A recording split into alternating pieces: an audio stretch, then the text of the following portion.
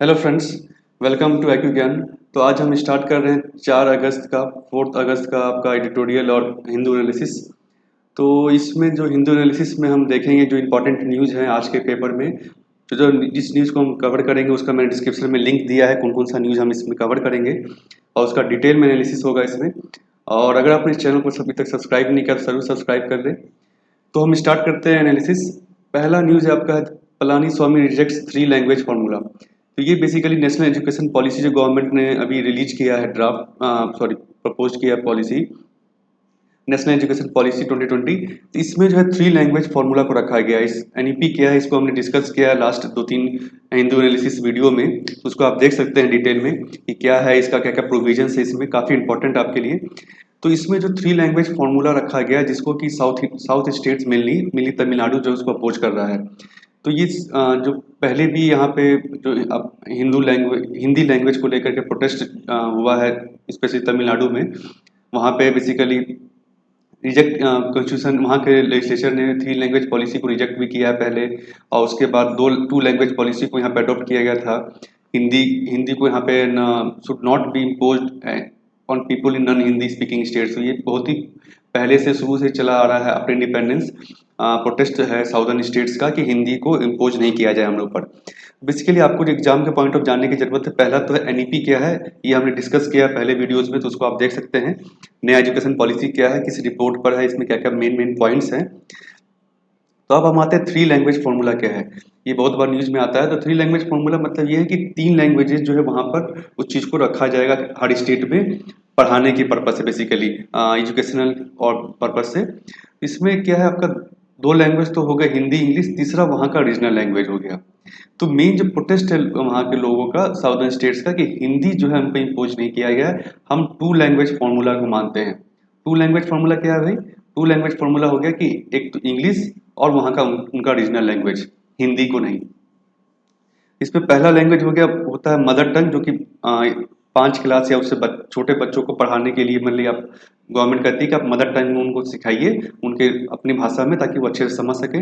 दूसरा लैंग्वेज हो गया आपका, अगर हिंदी स्पीकिंग स्टेट्स है तो अदर मॉडर्न इंडियन लैंग्वेज, मतलब कि अगर नॉन हिंदी मान ली नॉर्थ इंडियन स्टेट है तो साउथ इंडियन लैंग्वेज को सिखा रहे हैं, या फिर इंग्लिश हो गया। और नॉन हिंदी स्पीकिंग स्टेट्स में हिंदी या इंग्लिश। तो मतलब कि, और थर्ड लैंग्वेज क्या हो गया, इस यही लैंग्वेज आपका थर्ड होगा। जो इसमें से आपने एक चूज किया, मान लीजिए आपने इंडियन लैंग्वेज चूज किया तो इंग्लिश थर्ड लैंग्वेज हो गया। और अगर आपने यहाँ पर ना ये इंग्लिश चूज किया तो थर्ड लैंग्वेज आपका हिंदी हो गया। मतलब कि आपको हर जगह पर basically non Hindi speaking states में आपको हिंदी और इंग्लिश के साथ साथ आप रीजनल लैंग्वेज सिखाएं। इंग्लिश और रीजनल लैंग्वेज के साथ आपको हिंदी सिखाना है। और हिंदी स्पीकिंग स्टेट्स में आपको हिंदी इंग्लिश तो है ही, उसके साथ साथ एक मॉडर्न इंडियन लैंग्वेज में भी, संस्कृत भी हो सकता है आपका, साउथ इंडियन लैंग्वेज भी हो सकता है, साउथर्न लैंग्वेज हो सकता है, कुछ भी हो सकता है। तो ये बेसिकली 3 लैंग्वेज का फॉर्मूला कहता है। एक बार फिर से देख लेते हैं क्या आपका, हिंदी प्लस इंग्लिश तो है ही, उसके अलावा प्लस एक मॉडर्न लैंग्वेज, अदर लैंग्वेज, ठीक है। तो इधर लैंग्वेज संस्कृत हो गया आपका, साउदर्न लैंग्वेज हो गया, कुछ भी हो सकता है। इसको लेकर प्रोटेस्ट रहता है कि है ना भाई, हम हिंदी को अपने यहाँ इम्पोज होने नहीं देंगे, साउदर्न स्टेट्स कहते हैं।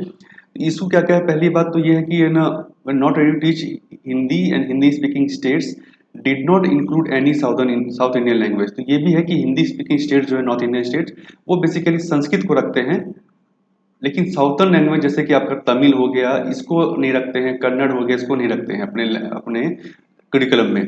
तो यही साउथर्न स्टेट्स का भी कहना है कि हम हिंदी को क्यों रखें। दूसरा है, स्टेट गवर्नमेंट पर उतना रिसोर्सेज नहीं होता है, टीचर्स नहीं है कि भाई वो तमिल कन्नड़ पढ़ा सके या संस्कृत पढ़ा सके, वो उतना मटेरियल नहीं है। तो ये सब चीज़ें प्रॉब्लम है इस इम्प्लीमेंटेशन में। तो ये आप अपने आंसर में लिख सकते हैं, एनईपी को लेकर अगर आता है। नेक्स्ट आपका फर्स्ट फ्रंट पेज का न्यूज है, space x with NASA crew is back home.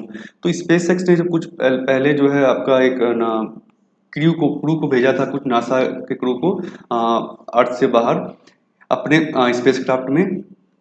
तो वो जो है वापस आ गए हैं स्पेस स्टेशन से।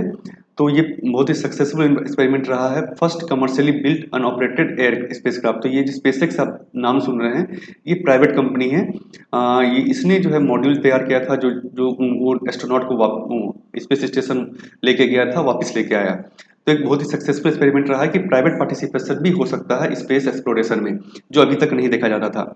इसका नाम क्या है, वैसे ड्रैगन मॉड्यूल कैप्सूल का नाम है इंडेवर रखा गया था। और ये जो यहाँ आप देख रहे हैं, गल्फ ऑफ मेक्सिको में ये लैंडिंग हुई है। जो एस्ट्रोनॉट्स वहाँ से आए हैं वो गल्फ ऑफ मेक्सिको में उनकी लैंडिंग हुई है, ये गल्फ में, वहाँ से फिर वापस वो आए हैं। Last time NASA astronauts return from space to water was on July 24 1975। तो पहले, इसके पहले जब पानी पे जब वापस आए थे वो 1975 में आए थे। उसके बाद वो जमीन पे मिलने आते हैं स्पेस स्टेशन पे। तो जो आपको जानने की जरूरत है, बेसिकली इंपॉर्टेंट जो है आपका प्राइवेट पार्टिसिपेशन इन स्पेस, ये काफी इंपॉर्टेंट है। ये बहुत बार हो सकता है आपको जीएस पेपर 3 में आपको आ सकता है, तो उसमें आप एग्जाम्पल इसका लिख सकते हैं, साथ साथ आप लिख सकते हैं इसका पोटेंशियल क्या है। इंडिया ने भी अभी आप देखेंगे नया जो स्पेस पॉलिसी है उसमें प्राइवेट पार्टिसिपेशन को वैल्यू किया है कि प्राइवेट कंपनियां आके पार्टिसिपेट करें सैटेलाइट बनाने में। तो ये काफी इंपॉर्टेंट, उसमें आप इसका एग्जाम्पल भी दे सकते हैं कि ग्लोबल लेवल पे क्या चल रहा है। तो जो इस मॉड्यूल के बारे में बता दूं ताकि आपको ऑब्जेक्टिव पॉइंट ऑफ व्यू से आपको क्वेश्चन आप आंसर कर सकें। ये पहली कंपनी है जिसने की लॉन्च किया है people human space flight, private company जिसने ह्यूमन स्पेस फ्लाइट लॉन्च किया है। इसके पहले जो आप देखते थे गवर्नमेंट ही उसको कर रही थी, जो एस्ट्रोनॉट्स को भेजना स्पेस में या जो भी कुछ, तो वो गवर्नमेंट के थ्रू ही होता था, गवर्नमेंट एजेंसीज करती थी। अभी पहली बार प्राइवेट कंपनी ने स्पेस फ्लाइट लॉन्च किया है। इसका मॉड्यूल का नाम है क्रू ड्रैगन। ये जो है आपका रीयूजेबल स्पेसक्राफ्ट, मतलब फिर से आप उसको यूज कर सकते हैं। और ये जो है fifth class of US spacecraft to take human being into orbit. तो ऑलरेडी 4 जा चुके हैं, 5वां है यूएस स्पेसक्राफ्ट जो इसको लेके गया लोगों को, साइंटिस्ट को स्पेस में। मरकरी था, जेमिनी, अपोलो स्पेस शटल पहले इसके पहले था।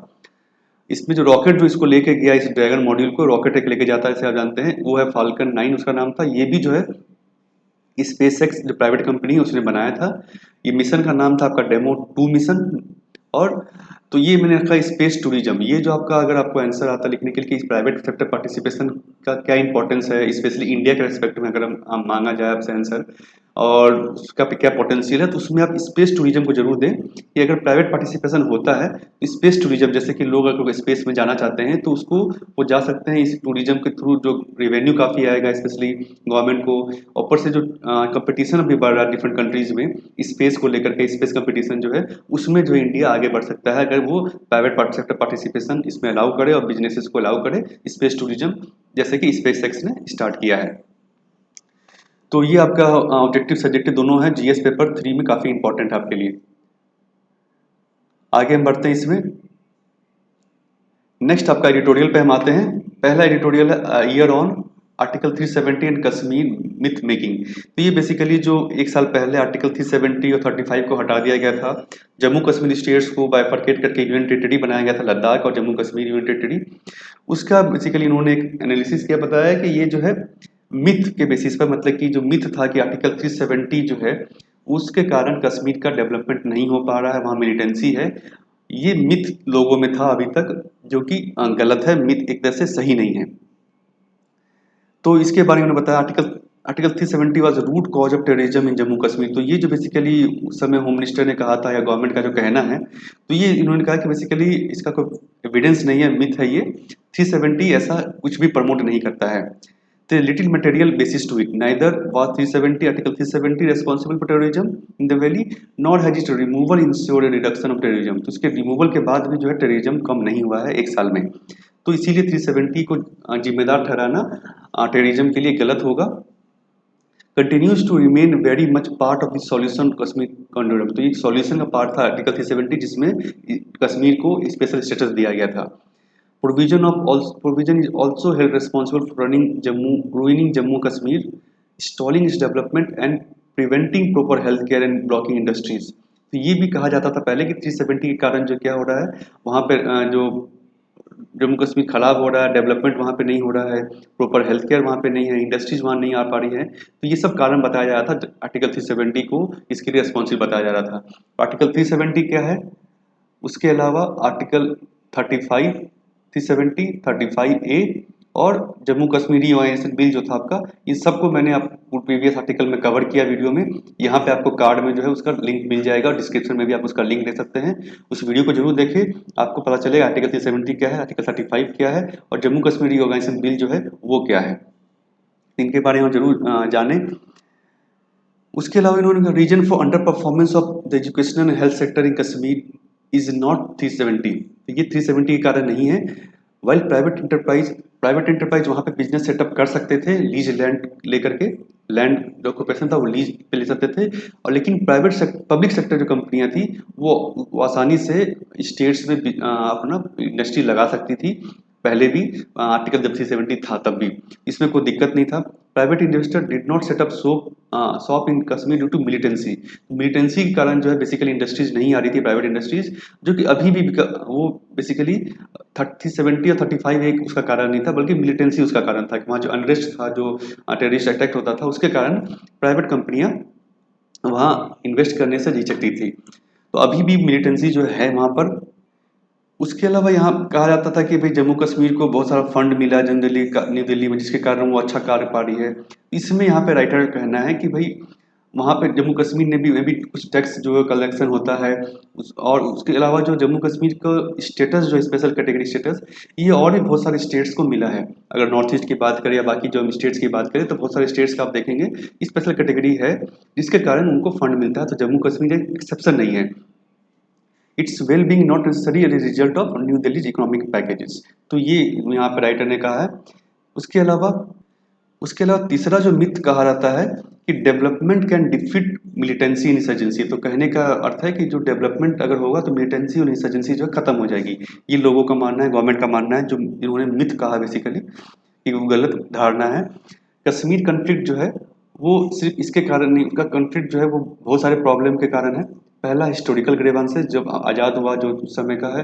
Political ethnic demand, increasing religious radicalisation जो होता है कि ना लोगों में जो एक तरह से रेडिकल कर जाना, उसको मुस्लिम धर्म के तरफ मोड़ना, इंसर्जेंसी की तरफ उसको मोड़ना, मिलिटेंसी की तरफ, एंड पाकिस्तान अनरिलेंटिंग इंटरफेरेंस। तो ये बेसिकली कश्मीर का कारण है।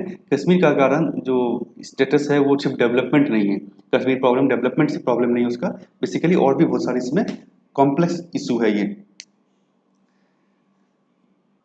उसके अलावा इन्होंने कहा है कि जैसे कश्मीर का जो इमेज बनाया जाता है मीडिया में, फिल्म्स में, वो जो है लोगों की धारणा और खराब करता है कश्मीर की तरफ, कि है ना कश्मीर इंटीग्रेट नहीं हो पा रहा, वहाँ के लोग इंटीग्रेट नहीं हो पा रहे। तो ये धारणा जो बनाना ये भी गलत है, इसको भी हमें रोकना चाहिए बेसिकली। तो यहाँ पे राइटर ने कहा बेसिकली कि जो हमारा कंस्टिट्यूशन प्रोसेस चल रहा था आर्टिकल 370 के समय में, जब स्टेट था वो, उसको हमने ये आर्टिकल 370 हटा करके और ख़राब कर दिया है, ये राइटर का कहना है।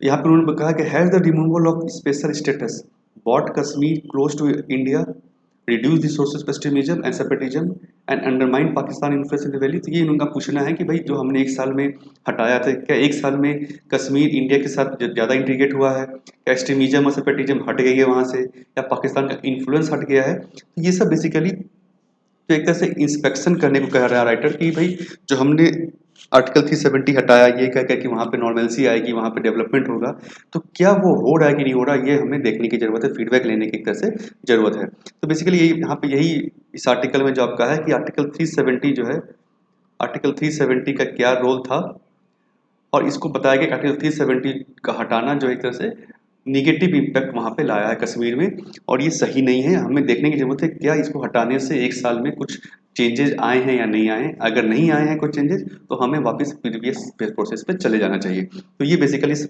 आर्टिकल का, इस जो एडिटोरियल का सार है। नेक्स्ट आपका ये भी कश्मीर को लेकर के ही है editorial, a change that hit federalism inclusion.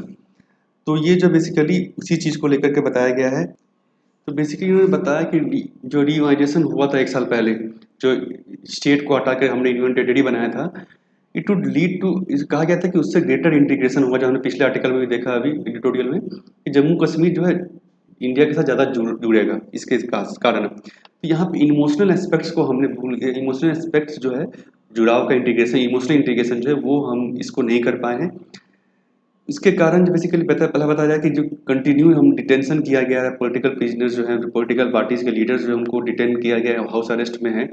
इससे बताता है कि if democratic rights are not even available to the voices that speak on behalf of Indian union, तो जो नेता है उन्हीं का अगर वॉइस दबाया जाएगा तो ऑर्डिनरी पीपल उसको कैसे एंजॉय करेंगे। तो जो फ्रीडम ऑफ स्पीच है वो वहाँ पे कर्टेल हो रहा है, ह्यूमन राइट्स जो वहाँ पे बेसिकली कर्टेल हो रहा है। Peace would ensure in Jammu Kashmir without guaranteeing respect for the democratic rights of the people. तो ये पॉसिबल नहीं है कि भाई जो वहाँ पे अभी ह्यूमन राइट जो डेमोक्रेटिक राइट्स है वहाँ के लोगों का, जो फ्रीडम ऑफ स्पीच है, मूवमेंट है, वो वहाँ पे कर्टेल हो रहा है, जिसके कारण वहाँ पे पीस होना मुश्किल है। Fearing of hopelessness and threat to identity exacerbated by political vacuum. तो ये वहाँ पे देखने को मिला एक साल में कि भाई पॉलिटिकल वैक्यूम है, कोई भी पॉलिटिकल पार्टी वहाँ पे एग्जिस्ट नहीं कर रही, एक तरह से होपलेसनेस है, आइडेंटिटी वहाँ पे लग रही लोगों को, तो इमोशनली इंटीग्रेट हम नहीं कर पाएंगे इससे। ये एक निगेटिव इमेज बताया इन्होंने। To ensure that people of state enjoy same democratic rights and constitutional protection as people across the country. तो ये हमें देखने की जरूरत है कि वहाँ के लोगों को भी सेम डेमोक्रेटिक राइट, जो फ्रीडम है, फंडामेंटल राइट्स है, वो मिले, जैसा कि देश के बाकी लोगों को, बाकी स्टेट्स के लोगों को मिलता है। The more democratic rights we give to the people of Jammu Kashmir, more they feel a part of India. तो हमें अगर इंटीग्रेट करना है, जो यहाँ पे कहा गया इंटीग्रेशन, इंटीग्रेट करना जम्मू कश्मीर को अगर इंडिया में, तो हमें जरूरत है वहाँ के लोगों को और डेमोक्रेटिक राइट्स देने की, वहाँ के लोगों को जैसे कि बाकी स्टेट्स के लोग इंजॉय करते हैं फंडामेंटल राइट्स, तभी हम उसको इंटीग्रेट कर पाएंगे ट्रू सेंस में। उसके अलावा दूसरा एस्पेक्ट इन्होंने बताया एसिमेट्री एंड फेडरलिज्म। तो हमारा जो फेडरलिज्म है वहाँ पे एसिमेट्री है, बहुत सारे हमें एसिमेट्री देखने को मिलती है। The idea that presence of article 370 weakened the Indian union is erroneous. तो ये जो आइडिया, जैसे हम पिछले आर्टिकल में देखा, लोगों का कहना जो है सरकार का कि आर्टिकल 370 के कारण उसका जो इंटीग्रेशन है जम्मू कश्मीर का इंडिया के यूनियन के साथ में, वो नहीं हो पाया है। तो ये गलत है बेसिकली। सॉरी, तो जम्मू कश्मीर का जो सेपरेट कॉन्स्टिट्यूशन है, ये बेसिकली एसिमेट्री दिखाता है, जो हमारे इंडियन यूनियन में ऑलरेडी है, फेडरल स्ट्रक्चर में ऑलरेडी हम देखते हैं एसिमेट्री। बहुत सारी स्टेट्स का अलग अलग दायरा है, अलग है ना उसका सोच है, अलग कॉन्स्टिट्यूशन अलग है ना गवर्नेंस है, which is integral to India federal experience and urge for recognition of entity. तो ये आइडेंटिटी बेसिकली आइडेंटिटी दिखाने का स्टेट्स का कि भाई हमारी एक अलग आइडेंटिटी है। तो ये गलत नहीं, एक तरह से हमारे फेडरलिज्म को देखते हुए ये गलत नहीं है कहीं से भी, कि अगर कोई स्टेट का अलग कॉन्स्टिट्यूशन है, अलग सेपरेट फ्लैग है, तो ये गलत नहीं है एक तरह से। Such a symmetry has strengthened Indian union. तो इससे हमारा इंडियन यूनियन जो है और बाकायदा स्ट्रेंथन हुआ, मजबूत हुआ है, न कि कमजोर हुआ है। Jammu Kashmir immense geographical, ethnic and religious diversity should be a source of strength rather than seen of और viewed as a liability।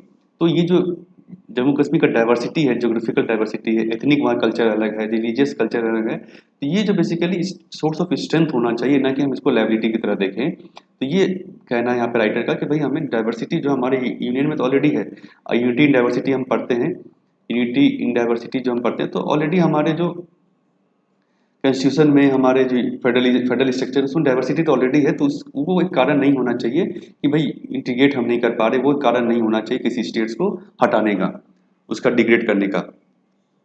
The institutional reconciliation of differences among these various sets of sorry diversity is one of the prime component of for harmonious solution. तो ये जो institutional consultation होना चाहिए different जो diversities है, ताकि वो उसको सॉल्यूशन पे आ सके।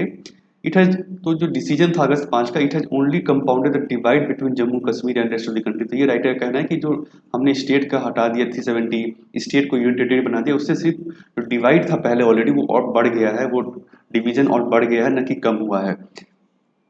तो इससे जरूरत है हमें इंट्रोस्पेक्शन करने की, इस भाई साल भर में हमने जो किया, हमने साल भर में हमें क्या मिला, फीडबैक लेने की जरूरत है एक तरह से। We need multiple bridges. तो हमें जो ब्रिजेस करने की जरूरत है, मतलब जो गैप है हमारे बीच में जम्मू कश्मीर और इंडियन यूनियन के बीच में, उसको कम करने की जरूरत है। उसके लिए हमें डिफरेंट मल्टीपल ब्रिजेस मतलब डिफरेंट एक्सपेक्ट्स पे, डिफरेंट फ्रंट पे हमें उसको काम करने की जरूरत है। and among various communities and regions of former state. We need greater multi-layered, institutionalized, decentralized and respect for democratic rights of people of Jammu Kashmir. तो हमें जो है डिसेंट्रलाइजेशन की जरूरत है वहाँ पर। उसके अलावा मल्टी लेयर जो है ब्रिजेज, मतलब कि मल्टी लेयर हमें बात करने की जरूरत है वहाँ पर डिफरेंट कम्युनिटीज से, रीजन से, और वहाँ के लोगों का डेमोक्रेटिक राइट जो है, फंडामेंटल राइट्स जो है, फ्रीडम जो है, उसको हमें इंश्योर करने की जरूरत है, अगर हमें ट्रू सेंस में उनको जम्मू कश्मीर को इंडियन यूनियन का पार्ट बनाना है, इंटीग्रेट करना है। तो इसके अलावा नेक्स्ट ये भी आपका जम्मू कश्मीर से रिलेटेड है, टाइम टू अनलॉक। तो वहाँ पे जो बहुत सारे जो पॉलिटिशियंस को डिटेंशन में रखा गया है, तो ये कहना है कि ये गलत है, जैसे सालों वर्ष से हम रखा हुआ उसको। तो the communication restrictions on the population that followed cast shadow on India's standing and constitutional democracy। तो हमारी डेमोक्रेसी पे एक धब्बा लगाता है कि भाई हम जो है लॉकडाउन में कर रखा है, उनका फ्रीडम हम कर्टेल कर रहे हैं। तो ये चीज़ें हमारी जो डेमोक्रेटिक जो इमेज है ग्लोबल लेवल पर उसको धक्का पहुंचाता है, एक तरह से उस पर ब्लॉट है एक तरह से। Some scholars have linked continue जो चाइनीज एग्रेशन हुआ है उसको लद्दाख में भी जो, तो कुछ स्कॉलर्स कहते हैं कि ये जो जम्मू कश्मीर का स्टेटस हमने चेंज किया तो उसके कारण भी है। The spirit of Indian federalism has been weakened. Mainstream politics in Jammu Kashmir has become impossible with leaders in detention. तो पॉलिटिक्स जो वहाँ पर पॉलिटिकल प्रोसेस है, डायलॉग है, वो ऑलमोस्ट बंद हो गया है क्योंकि बहुत सारे लीडर जो है वो पॉलिटिकल पार्टीज के लीडर जो है वो डिटेंशन में हैं। तो ये कहना गलत है। वॉइसेस जो है उनकी ह्यूमन राइट्स जो है, जो उनका फ्रीडम है वो हमको कर्टेल नहीं करना चाहिए। 2 स्टेप्स यहाँ पे सजेशन दिया गया, 2 स्टेप जो सेंटर को लेना चाहिए। Start the conversation. पहला तो रिलीज ऑल पॉलिटिकल प्रिजनर्स, पहले तो सारे पॉलिटिकल प्रिजनर्स को आप रिलीज कर दीजिए। दूसरा है रिस्टोर इस स्टेटहुड, तो स्टेटहुड जो था पहले उसको हम रिस्टोर कर दें। इससे ही आपका जो कन्वर्सेशन जो है सरकार का केंद्र सरकार का जम्मू कश्मीर के लोगों के साथ शुरू हो सकता है। उसके लिए 2 चीज़ें करने की जरूरत है पॉलिटिकल डायलॉग के लिए। ये सजेशन आप बेसिकली जम्मू कश्मीर को लेकर अगर कोई आर्टिकल आपका न्यूज आता है, क्वेश्चन आता है, उसमें आप सजेशन मिल सकते हैं कि हमें क्या क्या करने की ज़रूरत है। पहले तो इंट्रोस्पेक्शन करने की ज़रूरत है कि भाई हमने 1 साल में क्या अचीव किया है। दूसरा कि जो है ना वहाँ का ह्यूमन राइट्स जो है लोगों का जो फंडामेंटल फ्रीडम है उसको हमें कर्टेल करने की ज़रूरत नहीं है, इंटीग्रेट अगर हमें करना है। पॉलिटिकल जो डायलॉग है वो हमेशा बरकरार रहना चाहिए। चौथा जो हमारा कॉन्स्टिट्यूशनल डेमोक्रेसी जो हमारा इमेज है ग्लोबल इमेज कि फ्रीडम यहाँ पर है उसको हम बनाए रखें। इसके लिए हमें ज़रूरत है तो वहाँ पे जो लॉकडाउन है, वहाँ पे जो रिस्ट्रिक्शंस है उसको हमें ठीक करने की ज़रूरत है। अगला एडिटोरियल है टॉक्सिक ब्रीव। ये बेसिकली जो इलिसिट लिकर जो होता है, जो मिलावट वाला जो लिकर बेचा जाता है, जिसके कारण अभी जो पंजाब में बहुत लोग मारे गए। अदर स्टेट्स में भी ये पहले न्यूज आया था आपका, उत्तर प्रदेश में, उत्तराखंड में, आसाम में। तो ये जो है इसको लेकर के बताया गया यहाँ पर कि ये जो ट्रेजिडी है इसको हम कैसे रोक सकते हैं, रोकने की ज़रूरत है। तो इसका कारण बताया गया है कॉमर्शियल अल्कोहल बिकम एक्सपेंसिव हो गया है अल्कोहल जो है, तो इसीलिए जो गरीब लोग उनको मिल नहीं रहा। दूसरा अलावा करप्ट ब्यूरोक्रेसी जो है वो करप्ट प्रैक्टिसेस वो जो है मिलावट वाले जो शराब है उसको अलाउ करते हैं करप्शन के कारण। तो ये सब चीज़ों को हमें देखने की ज़रूरत है कि इसको हम कैसे कर्टेल कर सकें ताकि जो ह्यूमन लाइफ्स जो लोग मर रहे हैं उसको हम कम कर सकें। उसके अलावा इस जो मिलावट की शराब है उसके कारण हेल्थ इम्पैक्ट होता है लोगों में, जो पीते हैं उसको इनमें हाइयर कंसंट्रेशन ऑफ अल्कोहल और टॉक्सिक सब्सटेंसेज होता है।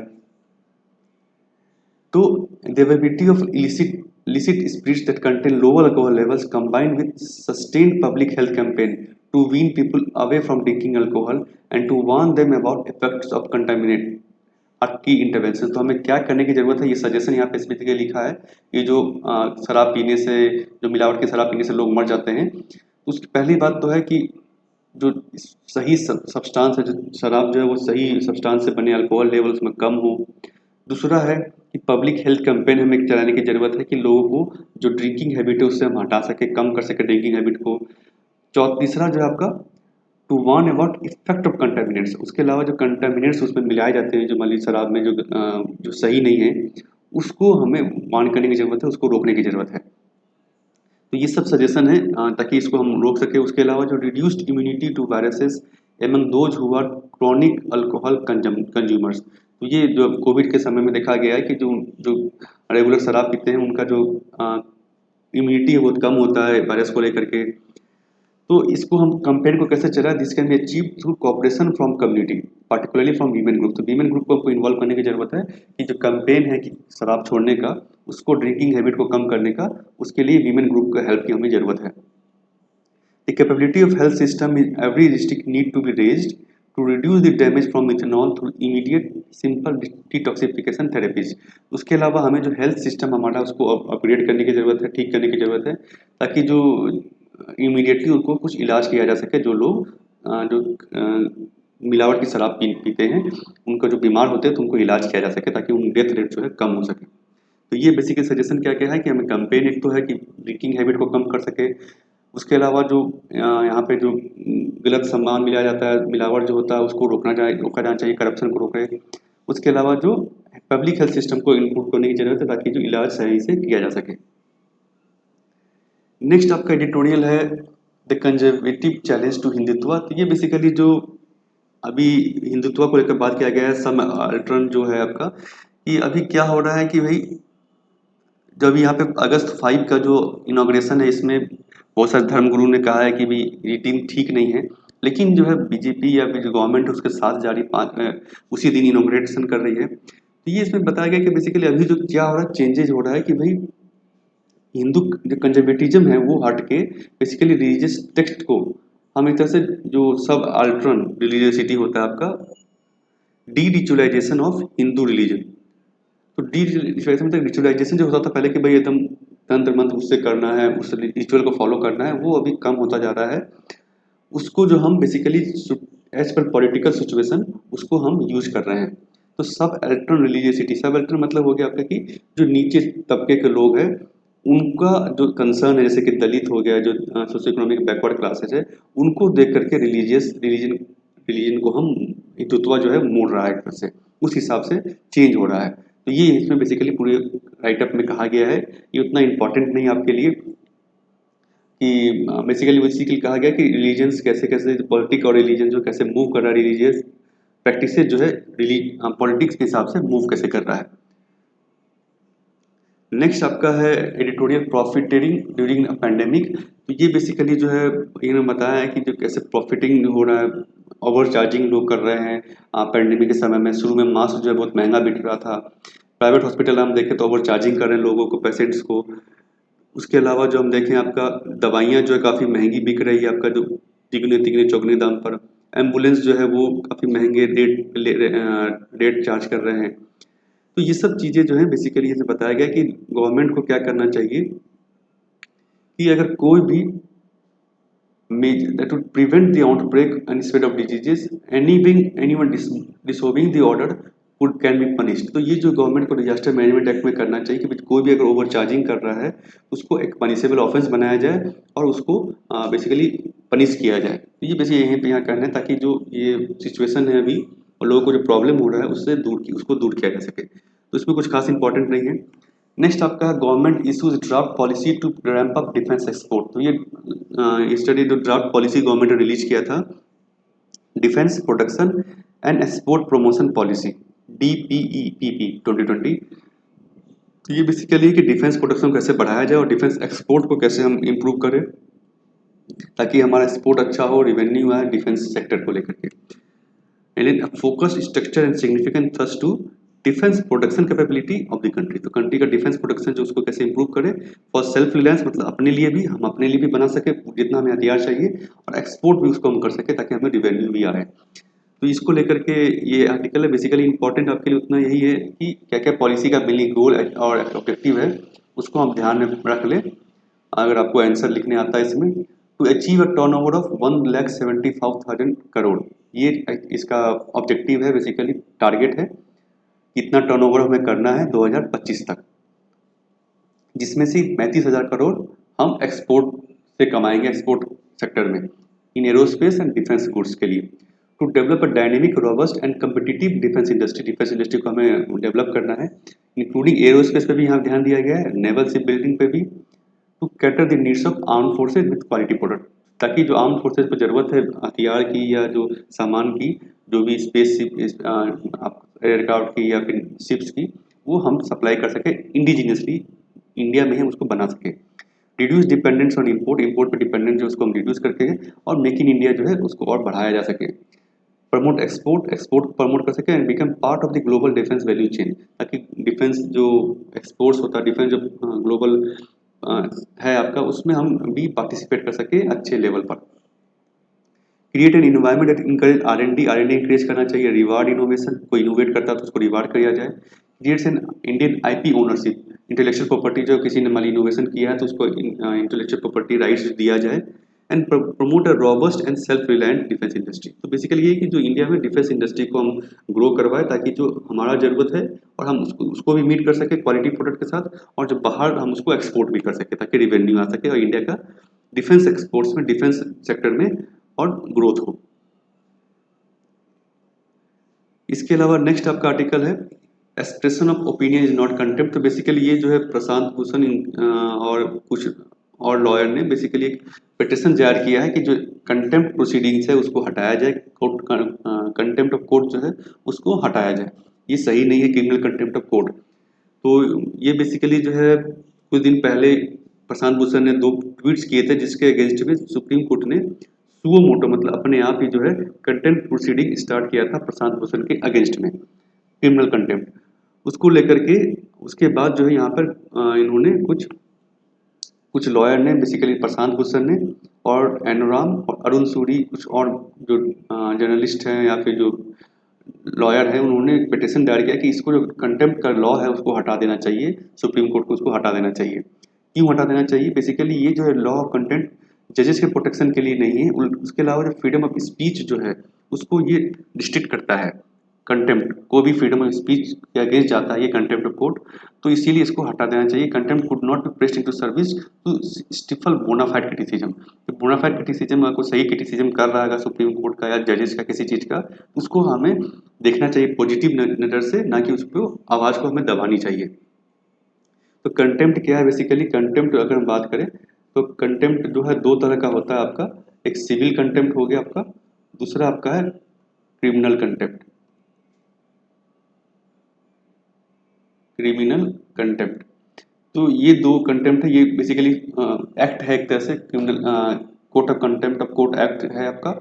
और ये कॉन्स्टिट्यूशन में भी इसके बारे में आर्टिकल 129 में और 2 और आर्टिकल में इसके बारे में मेंशन किया गया है। इसको डिटेल में मैंने अपने प्रीवियस हिंदू एनालिसिस में कवर किया है, इसको आप देख सकते हैं कि ये कंटेम्प्ट क्या होता है, कोर्ट कॉन्स्टिट्यूशन में इसके बारे में क्या कहा गया है, और सिविल कंटेम्प्ट क्रिमिनल कंटेम्प्ट में क्या है, और पनिशमेंट का इसमें क्या प्रोविजन है, किसको क्या क्या राइट है। हाई कोर्ट को, सुप्रीम कोर्ट को इसमें बेसिकली कंटेम्प्ट का पावर है, और लोअर कोर्ट जो है आपका सबऑर्डिनेट कोर्ट जो है उनको पावर नहीं है। नेक्स्ट आपका आता है MNREGA running out of fund. तो ये बेसिकली जो मनरेगा जो स्कीम है उसमें देखा गया है कि अभी जो काफ़ी लोग बेरोजगार हो गए, माइग्रेंट वर्कर जो है वापस अपने गांव चले गए हैं, तो काम जो है काफ़ी डिमांड हो गया, तो उनका जो फंड एलोकेट किया गया था आपका 1 लाख करोड़ का इस फाइनेंशियल ईयर के लिए, वो ऑलरेडी जो है उसका आधा से ज़्यादा फंड खत्म हो चुका है। मतलब ऑलरेडी बहुत सारे जो पंचायत वहाँ पे ऑलरेडी शॉर्टेज ऑफ फंड है, फंड उनका खत्म हो चुका है, तो वो वहाँ पे रोजगार नहीं दे पा रहे बेसिकली, या फिर पेमेंट नहीं कर पा रहे हैं। तो ये मनरेगा काफ़ी इंपॉर्टेंट स्कीम बन के आया है बेसिकली अभी जो लॉकडाउन के समय में, जो ग्रामीण क्षेत्रों में लोगों का काम जो रुक गया है क्योंकि लॉकडाउन के कारण वो वापस घर आ गए हैं, तो उस कारण में ये एक इम्पॉर्टेंट जो इम्पैक्ट रहा है इसका वहाँ पे लोगों को रोजगार देने में, लिवलीहुड देने में। तो मनरेगा बेसिकली क्या है ये आप ध्यान रखें, क्योंकि ये बहुत बार आंसर में आप हो सकता है पुराना स्कीम है, लेकिन अब से क्योंकि यहाँ पे अभी इम्पोर्टेंट इसका बहुत बार चर्चा हुई है, तो हो सकता है आपको ऑब्जेक्टिव या सब्जेक्टिव में इसके बारे में पूछा जा सके। तो मनरेगा बेसिकली क्या है, प्राइम ऑब्जेक्टिव जो इसका कि 100 डेज ऑफ एम्प्लॉयमेंट दिया जाएगा गारंटी एवरी फाइनेंशियल ईयर, हर फाइनेंशियल ईयर में किसको दिया जाएगा, adult member of any rural house hold. तो इसमें पुअर का कोई बात नहीं किया गया, ये आप ध्यान रखें कि पॉवर्टी लाइन से नीचे ऊपर का ऐसा कोई बात नहीं किया गया। कोई भी रूरल हाउस होल्ड का कोई एडल्ट मेंबर यानी 18 साल से ऊपर अगर काम करना चाहे, वो विलिंग टू डू को काम करना चाहे, तो उसको काम दिया जाएगा 100 डेज के लिए एटलीस्ट। और काम क्या होगा, अनस्किल्ड मैनुअल वर्क, अनस्किल्ड काम दिया जाएगा, स्किल्ड काम की जरूरत नहीं है, अनस्किल्ड मतलब आपको स्किल की जरूरत नहीं है। ये बेसिक मनरेगा स्कीम है आपका। इसमें लीगल राइट दिया गया काम का, राइट बेस्ड फ्रेमवर्क, मतलब कि आप डिमांड कर सकते हैं भाई मुझे काम चाहिए तो आपको काम मिलेगा ही मिलेगा, ठीक है। इसमें at least 1/3 of beneficiary has to be women, ये भी एक कंडीशन है कि वीमेन एम्पावरमेंट के लिए, वीमेन के लिए। और वेजेस जो दिया जाएगा वो भी एक डिसाइड कर दिया गया, मिनिमम वेजेस से कम नहीं देना है आपको। जो मिनिमम वेजेज एक्ट है उसके अंतर्गत मिनिमम वेजेज आपको मिलेगा, ऐसा है कि नहीं इतना आपको कम वेजेज दिया जा रहा हो, ऐसा नहीं है। मिनिमम वेजेज आपको जो गवर्नमेंट डिसाइड किया है वो आपको मिलेगा। इसके अलावा ये डिमांड ड्रिवन स्कीम है। डिमांड ड्रिवन मतलब कि इसमें अगर कोई डिमांड जो करता है उसको काम देना जरूरी है। अगर उसको काम नहीं दिया जाता है, 15 दिन के अंदर आपको अगर काम नहीं मिलता, आप डिमांड करते हैं, तो आपको अनएम्प्लॉयमेंट अलाउंसेस दिया जाएगा कि भाई काम नहीं है तो आपको अलाउंसेस लेकिन जरूर दिया जाएगा, मतलब पैसा आपको जरूर मिलेगा अगर आपको गवर्नमेंट काम नहीं दे सकती है तो। इसके अलावा इसमें जो इम्पोर्टेंट है डिसेंट्रलाइज प्लानिंग। डिसेंट्रलाइज प्लानिंग मतलब ग्राम सभा, जो ग्राम पंचायत है, जो पंचायत इंस्टीट्यूशन है PRI, उसको एम्पावर किया गया है कि वो जो है रिकमेंड करेगा काम कि क्या काम वहाँ पे करवा सकता है वो। और at least 50% of the work must be executed by them. तो एटलीस्ट 50% जो काम है वो ग्राम पंचायत, ग्राम सभा ही उसको वहाँ पे करेगी। सीनियर स्टेट गवर्नमेंट उसको बेसिकली नहीं करेगी, और जो क्या क्या काम करवाना है वो भी ग्राम सभा ही रिकमेंड करेगी। तो ये काफ़ी इंपॉर्टेंट है कि लोअर लेवल जो इंस्टीट्यूशन है उसको इम्पावर करने का, वीमेन को इम्पावर करने का, और वहाँ पे पॉवर्टी को से हटाने के लिए, पॉवर्टी जो है आपका उसको हटाने कम करने के लिए भी एक इम्पॉर्टेंट स्कीम है ये। बहुत सारे चैलेंजेज है जो अगर आपको सब्जेक्टिव आपको आंसर आता है मेंस में, तो उसमें आप लिख सकते हैं क्या क्या चैलेंजेज है मनरेगा को इम्प्लीमेंट करने के लिए। पहला तो फाइनेंसिंग होगा, जो हमने अभी देखा कि फाइनेंसिंग कम है जितनी चाहिए। डिले इन पेमेंट, पेमेंट बहुत बार डिले होता है वेजेस पेमेंट में। इनइफेक्टिव रोल ऑफ पीआरआई, बहुत बार जो पीआरआई जो है उसको काम बेसिकली पावर नहीं रहती उतनी, तो स्टेट गवर्नमेंट उसके बिहाफ में, या जो ब्लॉक लेवल है या जो डिस्ट्रिक्ट लेवल अथॉरिटी है वो बेसिकली काम एलोकेट करती है, काम देखती है। Large number of incomplete work, बहुत सारे काम जो बीच में ही छोड़ दिए जाते हैं। And fabrication of job card में करप्शन एक तरह से हम कर सकते हैं। करप्शन होता है कि जिसको काम मिला उसको पैसा नहीं मिल रहा, दूसरी बात जो काम नहीं कर रहा उसके खाते में पैसा जा रहा है। ये सब चीज़ें चैलेंजेज आप आंसर में लिख सकते हैं, और इसके अगेंस्ट में आप इसका सॉल्यूशन भी आप जरूर लिखें वे फॉरवर्ड में। नेक्स्ट आपका आर्टिकल है रिपोर्ट ऑन लेपर्ड साइटिंग सून। तो ये बेसिकली जो सर्वे किया जाता है उसके लेकर है, कुछ खास इंपॉर्टेंट नहीं है। तो ये टाइगर सर्वे होगा अभी बेसिकली। लास्ट सर्वे जो हुआ था 2014 में हुआ था। तो ये जो WII जो है आपका world wildlife institute of India और इन्वायरमेंट मिनिस्ट्री करती है। इसमें also estimate the population of other animals by relying on camera trap images. तो अदर एनिमल्स का भी जो इमेजेस देखा जाता है कैमरा ट्रैप से बेसिकली इसको आइडेंटिफाई किया जाता है। इसमें प्रोसेस क्या है ये आप देख ले जरूर से। Conducted study dividing the protected area को डिवाइड कर दिया जाता है 15 स्क्वायर किलोमीटर ग्रिड्स में। उसके अलावा लेपर्ड स्कैट्स को देखा जाता है, अगर कहीं मिलता है आइडेंटिफिकेशन होता है तो कैमरा ट्रैप जो वहाँ पे सेटअप किया जाता है कि भाई आइडेंटिफाई करें हम। और the number of leopard image में रिकॉर्ड किया जाता है, उसके बाद अगर डुप्लीकेट हुआ तो इसको हम रिमूव करेंगे। इस तरह से ये सर्वे किया जाता है। तो ये बेसिकली जो नॉर्मल टाइगर सर्वे होता है उसी तरह से एक तरह से है, इसको आप ध्यान रखें। तो फ्रेंड्स ये था आज का हिंदू एनालिसिस और एडिटोरियल एनालिसिस द हिंदू का। तो अगर आपको ये वीडियो अच्छा लगा तो जरूर लाइक करें और शेयर करें अपने फ्रेंड्स के साथ। और आप मुझे सोशल मीडिया पे फॉलो कर सकते हैं, फेसबुक, ट्विटर, इंस्टाग्राम और टेलीग्राम पे। तो और चैनल को जरूर सब्सक्राइब करें, बेल नोटिफिकेशन भी आप जरूर दबाएं इसको। Thank you friends.